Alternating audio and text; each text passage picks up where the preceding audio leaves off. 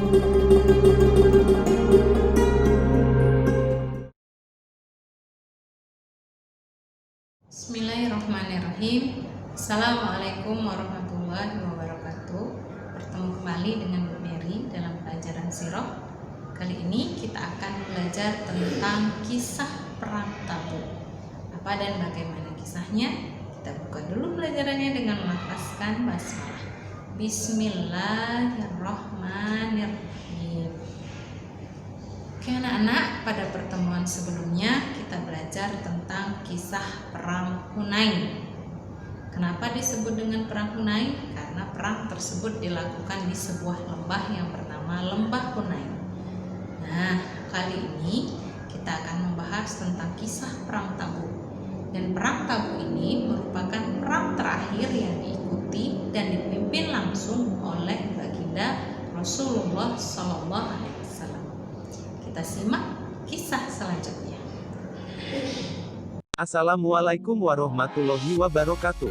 Bismillahirrohmanirrohim. Para sahabat channel Berkah Kang Rus, kali ini saya akan menceritakan kisah Perang Tabuk. Perang terakhir. Perang Tabuk adalah peperangan yang sangat masyhur. Inilah perang terakhir yang diikuti oleh Rasulullah Shallallahu Alaihi Wasallam. Begitu tabahnya sahabat dalam melaksanakan perintah Rasulullah Shallallahu Alaihi Wasallam dan mengharap ridha Allah dari peperangan ini. Sebab saat kepergian mereka ke medan perang bertepatan dengan masa panen. Dikisahkan dari buku Himpunan Fadilah Amal karya Maulana Muhammad Zakaria Al-Kandahlawi Ra'a bahwa awal mula dari perang Tabuk ini, ketika sampailah berita kepada Nabi Muhammad bahwa Raja Romawi akan menyerang Madinah Munawwarah dengan bala tentara yang besar melalui Syam.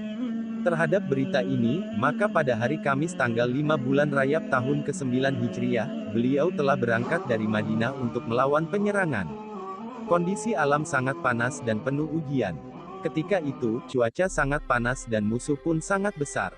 Nabi Muhammad mengumumkan kepada pasukan muslim bahwa mereka akan berangkat untuk menghadapi Raja Romawi dan mempersiapkan diri sebaik mungkin.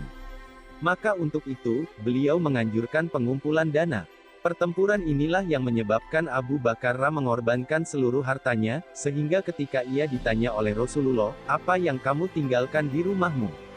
Ia menjawab, "Ku tinggalkan Allah dan Rasulnya bersama mereka."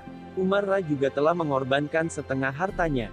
Begitupun dengan Utsman yang mengorbankan perlengkapan perang untuk sepertiga pasukan. Beserta sahabat lainnya, menginfakkan lebih dari kemampuan mereka. Padahal, pada masa itu keadaan para sahabat sedang susah, sehingga seekor unta harus dikendarai oleh 10 orang sahabat bergantian. Oleh sebab itu, perang ini pun disebut sebagai Jaisyul Usrah, yaitu pasukan kesulitan. Jaraknya sangat jauh dan berlangsung pada musim yang sangat panas.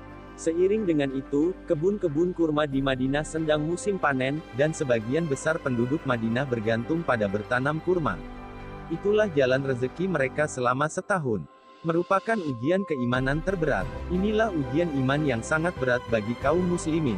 Di satu sisi, rasa takwa kepada Allah dan perintah Nabi Muhammad yang tidak mungkin mereka abaikan, dan di sisi lain berbagai kesulitan yang setiap waktu datang menghadang, khususnya terhadap usaha mereka selama setahun. Mereka telah berusaha keras terhadap tanaman mereka, sehingga sulit untuk meninggalkan kebun yang dalam keadaan siap panen tersebut tanpa ada yang memeliharanya. Namun, karena ketakwaan mereka kepada Allah lebih besar dari hal-hal yang lain, mereka segera menyambut seruan Rasulullah Shallallahu Alaihi Wasallam. Maka, saat itu yang tinggal di Madinah hanyalah kaum munafik, orang-orang uzur, perempuan, anak-anak, dan sebagian sahabat tidak ada kendaraan yang dapat ditunggangi. Padahal, mereka sangat ingin menyertai pasukan itu. Hingga mereka pun menangisi hal ini. Allah mengabadikan hal ini dengan berfirman, "Mereka kembali, sedangkan mata mereka bercucuran air mata karena sedih tidak memperoleh apa yang akan mereka infakkan." Qs At-Taubah, 92. Di tengah perjalanan, mereka melewati puing-puing perkampungan kaum Samud. Nabi Muhammad menutupi wajahnya yang penuh nur sambil mempercepat untanya dan memerintahkan para sahabat berbuat serupa. Beliau bersabda, "Kita harus segera melewati tempat ini. Menangislah dan tanamkan rasa takut setiap melewati tempat orang-orang zalim. Semoga azab tersebut tidak diturunkan ke atas kalian, sebagaimana telah diturunkan ke atas mereka." Walaupun Rasulullah Shallallahu Alaihi Wasallam adalah kekasih Allah, beliau tetap merasa takut ketika melewati tempat orang-orang yang pernah diazab oleh Allah. Begitu pula para sahabat, walaupun keadaan mereka sangat memprihatinkan, mereka tetap menunjukkan kesetiaan. Beliau menyuruh mereka pergi sambil menangis, jangan-jangan azab turun kepada mereka. Inilah keistimewaan para sahabat di mata Allah dan Rasul-Nya. Mereka siap menerima seruan Rasul dalam memperjuangkan agama Allah. Melawan pasukan Romawi. Perang Tabuk terjadi sekitar bulan Rajab tahun 9 Hijriah. Perang yang terjadi antara Rasulullah beserta para sahabat melawan pasukan Romawi ini terjadi di wilayah Tabuk.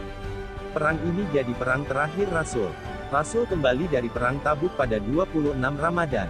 Ada banyak penyebab yang mengakibatkan pecahnya perang Tabuk, di antaranya adanya ancaman dari Ukaidir bin Abdul Malik, yakni seorang Nasrani dan juga seorang pemimpin dari daerah Gumah. Dia mengancam akan memberontak dengan bantuan dari pasukan Romawi, namun oleh Nabi ancaman ini mampu dibendung dan akhirnya dihilangkan atas bantuan Khalid bin Walid.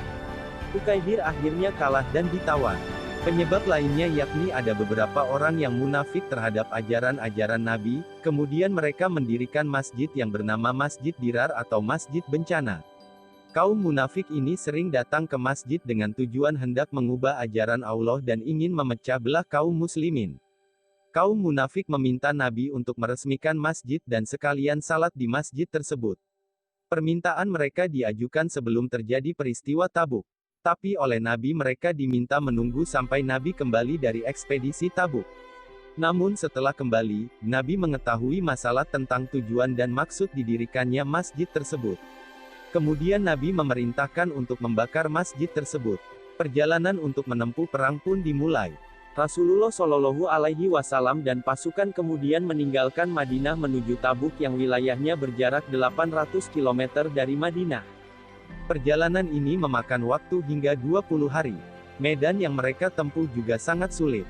Selain keterbatasan bahan makanan, kaum muslimin juga harus menghadapi panasnya gurun pasir.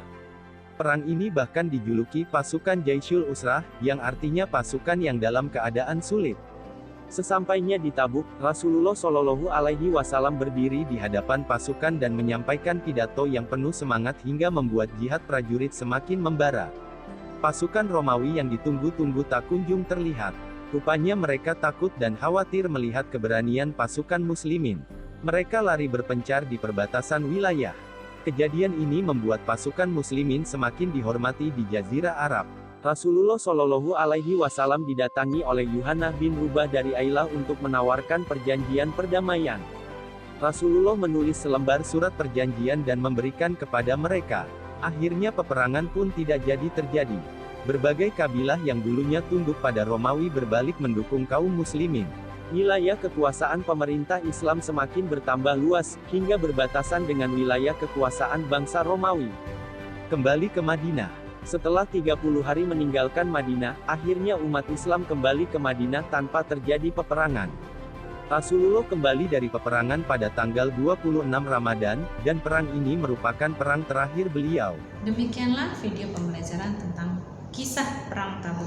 Anak-anak, di dalam kisah perang Tabuk ini kita diajarkan untuk taat kepada Allah dan Rasul-Nya. Nah, para kaum muslimin dan sahabat ketika itu pun diuji akan ketaatan mereka terhadap perintah Allah dan Rasul-Nya.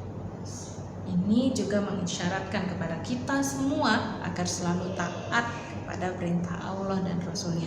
Karena ketaatan itu akan bernilai pahala dan keselamatan untuk kita di dunia dan di akhirat. Demikianlah pembelajaran kita hari ini. Terima kasih atas kerjasamanya. Ibu akhiri dengan wassalamualaikum warahmatullahi wabarakatuh.